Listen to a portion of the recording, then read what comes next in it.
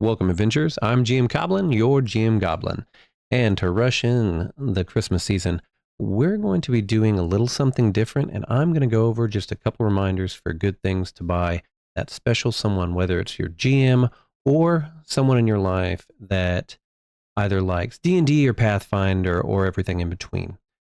So let's go ahead and take a look, and I'll show you some of the things that are kind of go-tos, and you can put in the comments below if I missed anything at all. So, as you can see, this is one of the several places you can go get a character generated at. This specifically is Eldritch Foundry. There is some other ones that my players have used before, and it is a great way for you to get a custom character for that custom campaign that you want. A lot of times we don't do this for every game, obviously. These can be a little pricey, especially if you get them colored where they come painted. You're looking at anywhere from 30 to, I think this one's about $45. And so for all your games, maybe not, but what my players will do is they will buy these either from this place or somewhere like Hero Forge, and they will go through the process and make a custom character. But it's usually just for games that we've already finished. Characters that we spend a lot of time with, that we got this relationship with, that unfortunately, unless they want to go into the great beyond or past level 20, they're not going to be able to play with again. So that's usually what we do. Another thing, if you happen to run games, miniatures. This is just at Dwarven Forge. A lot of places are having sales right now, so it's a good time to pick up miniatures or any other thing for your special gamer out there. But miniatures are fine. You can find a lot of them either painted or unpainted out there in groups, and you can get entire sets. If you happen to run any kind of war game or anything, it's an easy thing to do. There are other options. You can go even on Amazon and you can get yourself some of these sets, and they have a lot of figures in them. A lot of them are simple plastic. Usually these are going to be tougher than your resin that you or most people use whenever they make a resin printer. If you use in PLA or something like that, it's different. But they sell them by the boatloads on Amazon. You can get them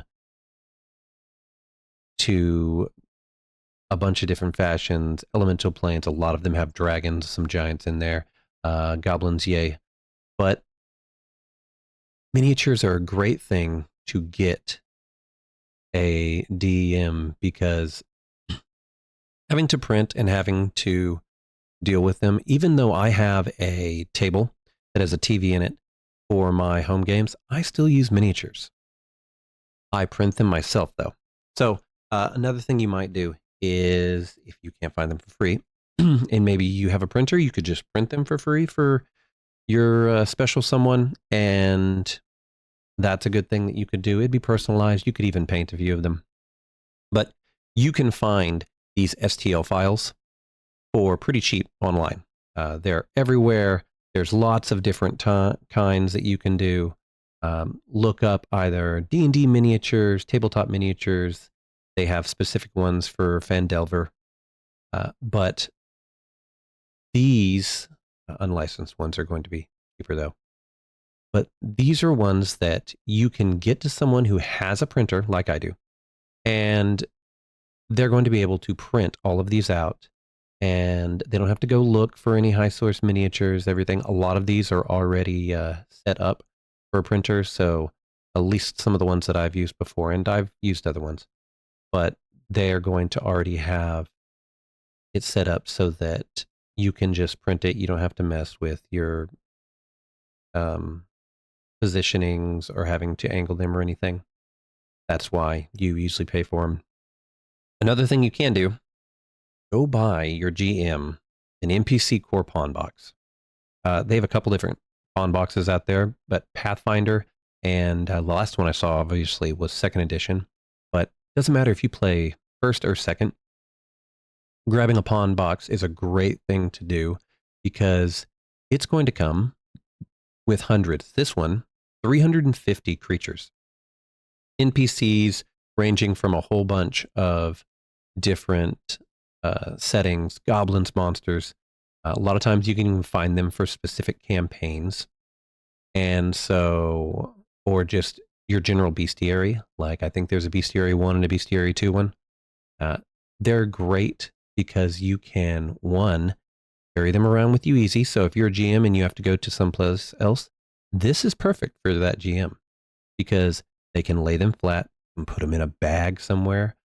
We had someone who brought some of these before I had a printer, and they brought them from another state, and it was exactly what we needed.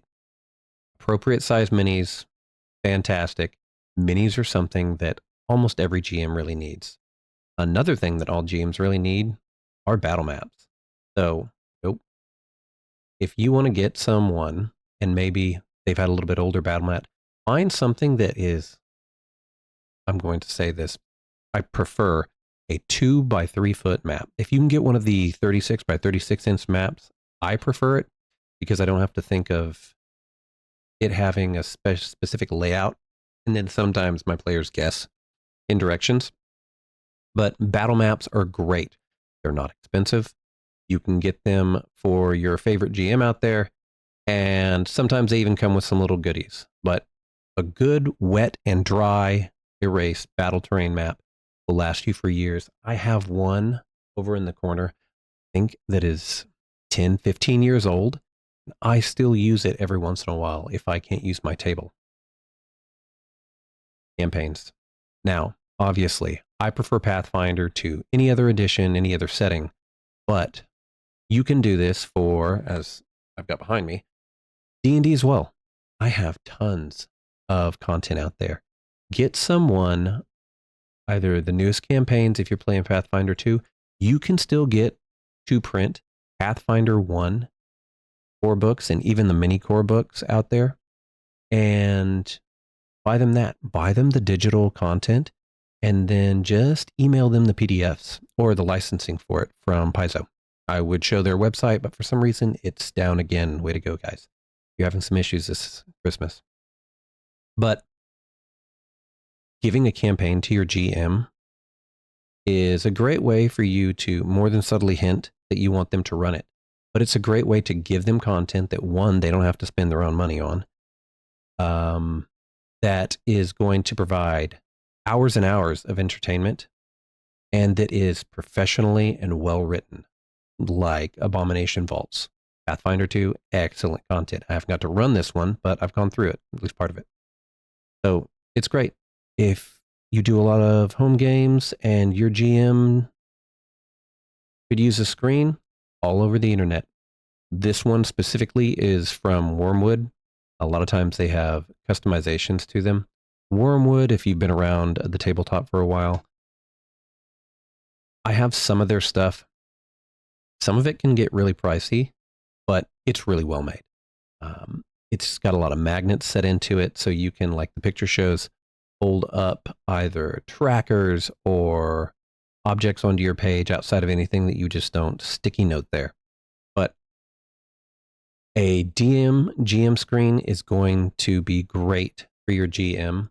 I started off just using a Trapper Keeper. I was probably 12 years old when I started, but this is fantastic. I've owned several DM screens over the years, and it's a great way, besides your laptop, to just kind of hide everything back. And you're not going to have your players look and see what your next foe is that you bring out. Similarly, they've got combinations like this all over just the internet. You can get custom ones from Etsy, from people that do some woodwork, and even Amazon, like this one. And the figures aren't for all of them, but I've seen a lot of them where people have started putting notebooks. I know a special dragon that this one might be good for, actually. But it's a great way to give everything you need to that special player that you know that can run their game. It's going to have a place for their dice. It'll have a place for their character, for a pencil, and a journal. And it's also going to make an excellent dice tray. So that's a great thing to do for them. And you want to go a little more minimalistic, a dice tray is perfectly fine. My wife uses her computer, so she's not going to take hand notes ever, but she has multiple dice trays. And so she can get out her character and her multiple dice. And so that's just a great way for her to carry what she needs to wherever we happen to have that table. Either way, have a good weekend. Roll some dice for me and enjoy this season. And may the Christmas Goblin leave you something in your stockings.